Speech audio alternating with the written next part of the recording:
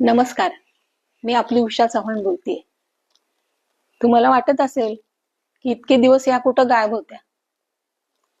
आज 7 दिवसांनी 3 महिने होतील. मी माझा जीवन गौरव पुरस्कार तिकडे दिघे साहेबांच्या आश्रमामध्ये ठेवून आलेली. त्यावेळेस माननीय उपमुख्यमंत्री एकनाथजी शिंदे यांनी मला प्रॉमिस केलं, सगळ्या गोष्टी मला विचारून घेतल्या. कायदेशीर जे जे काही पॉइंट होते त्यांना ते सगळे माझ्या मुलाने सांगितले, मी सांगितले. आणि ते ऐकल्यानंतर त्यांनी मला प्रॉमिस केलं, उषाताई तुमचं मी काम करणार कुठल्याही परिस्थितीत. हे अख्ख्या महाराष्ट्राने बघितलेलं आहे, नवीन आपल्याला काही सांगायला नको. परंतु त्यांना माहिती आहे की नाही काय मला कल्पना नाहीये. असा डोक्याला ताप देतात त्यांचे लोक मला, माझ्या मुलाला, की एक पत्र पाठवले त्यांनी मुख्यमंत्री ऑफिस मधून आणि त्याच्यामध्ये भंजाळल्यासारखं लिहिलेलं आहे, काही लागेल ते लिहिलेलं आहे की ज्या TDR साठी मी काही वर्षापूर्वी तिथे आझाद मैदानावर उपोषणाला बसले होते, काही गोष्टी केल्या आणि माझ्या ऑपोजिटचे लोक त्याचा फायदा घेऊन उपद्व्याप तिकडे मंत्रालयामध्ये चालले होते. हे मला नंतर कळलं. परंतु ज्याच्या करता मी एवढा त्रागा केलाय किंवा कष्ट केलंय, मी उपोषण केलंय, तीच गोष्ट तुम्ही कॉर्पोरेशन, पुणे कॉर्पोरेशन कुठल्या तरी एक क्षय व्यक्तीला, परप्रांतीयांना माझा देऊन टाकता हिस्सा. कागदपत्री सगळा हक्क असताना माझ्या मुलाचा, आणि असं उपद्व्याप करण्यामध्ये त्यांना काय मिळतं? आम्हाला मायलेकरांना त्रास देण्यामध्ये काय मिळालं त्यांना? उलट बदनामी केली त्यांनी पुणे कॉर्पोरेशनची. काय अधिकार आहे तुम्हाला आमचा TDR द्यायचा लोकांना? कोर्टातून एवढा त्यांनी निर्णय दिलाय की दोन्ही पार्ट्या एकत्र बसा, कॉम्प्रोमाइज करा, तुम्ही निर्णय घ्या. ह्यांना कॉर्पोरेशनला काय अधिकार नाहीये, काही अधिकार नाहीये, तरी सुद्धा बळजबरी करतात. कोण आहे त्यांच्या पाठीमागे की ज्यांना कुठलं काय खायचं नाहीये, व्यवस्थित पचवायचं नाही पोटामध्ये, लोकांचा हाय घ्यायची ही? कोणी सांगितलं यांना? कोण आहे आमचे दुश्मन हे? का आम्हाला वारंवार त्रास देतात? बेकायदेशीर स्वतः बघायचं आणि आम्हाला हेलपाटे घालायला लावायचे. कुत्र्याचं शेपूट वाकडं ते वाकडच. ही लोक कधी सुधारणार आहेत? आणि हे सुधारण्यासाठी मी माननीय उपमुख्यमंत्री एकनाथजी शिंदे यांच्याकडे गेले होते. त्यांनी मला प्रॉमिस केलंय, त्याची मी आतापर्यंत वाट बघत होते. आणि हे लेटर त्यांनी पाठवून काहीतरी उपद्व्यापच सांगितले, याच्यामध्ये भंजाळासारखं लिहिलेलं आहे. तुम्ही वाचा, माझ्या चाहत्यांनो, तुम्ही वाचा. त्यामुळे तुम्हाला कळेल हे करायचं का ते करायचं, ते करायचं हे करायचं, काय करायचं ह्यांनी आणि आम्ही काय करायचं, कसं आयुष्यभर करायचं. 79 वर्ष माझं चालू आहे. आता दहीहंडीला मला 80 पूर्ण सुरू होईल. का माझे हाय घेतात ही लोक? आणि काय मिळणार आहे? आणि काय हा दुष्टपणा? राक्षसांचं असल्यासारखं राज्य वाटतंय आता सध्या. मराठी माणसाला जगवायचंच नाही का यांनी?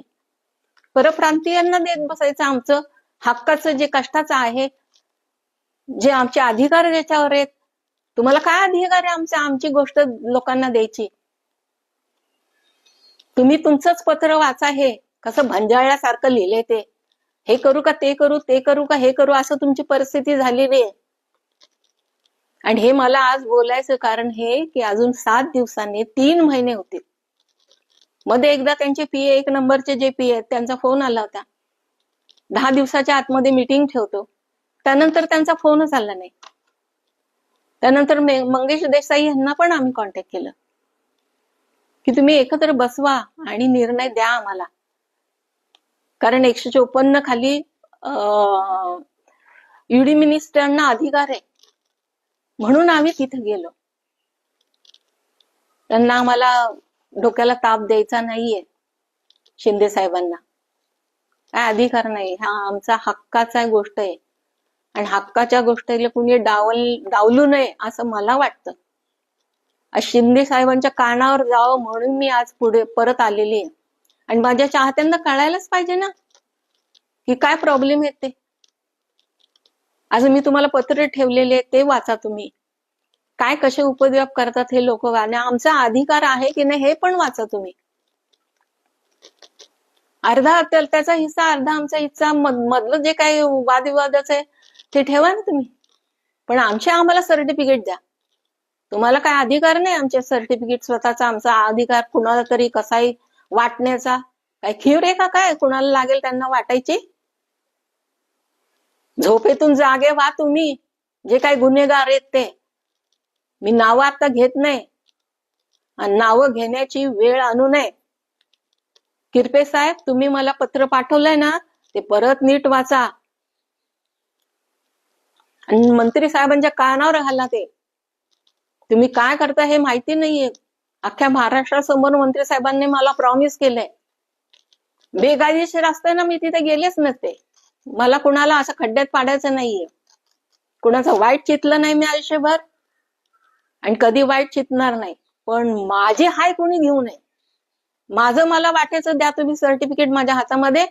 अजून किती वर्षांनी देणार आहे तुम्ही? हायकोर्टने सांगितलंय कॉर्पोरेशन मध्ये तुम्ही दोन्ही पार्ट्या जा, कॉम्प्रोमाइज करून तुमचं तुम्हाला घ्या. हे काहीच करत नाहीत. परस्पर यांचे निर्णय चालले, मोगलाई चालली यांची. परप्रांतीयांच्या हातामध्ये देणार, मराठी माणसाला साप झोपवायचं. पण आम्ही झोपणार नाही, आम्ही झोपणार नाही. मी शेवटपर्यंत झोपणार नाही. तेव्हा एकनाथजी शिंदे तुमच्या पण समोर ही गोष्ट यावी म्हणून मी आज समोर आलेली आहे. एक 4 गोष्टी त्या आमच्या ह्याच्यातर्फे व्हाव्यात असं मला वाटतंय.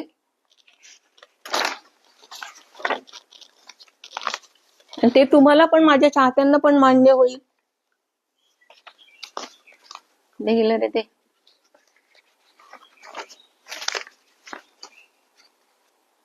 माझं ते राज ठाकरेंसारखं झाले.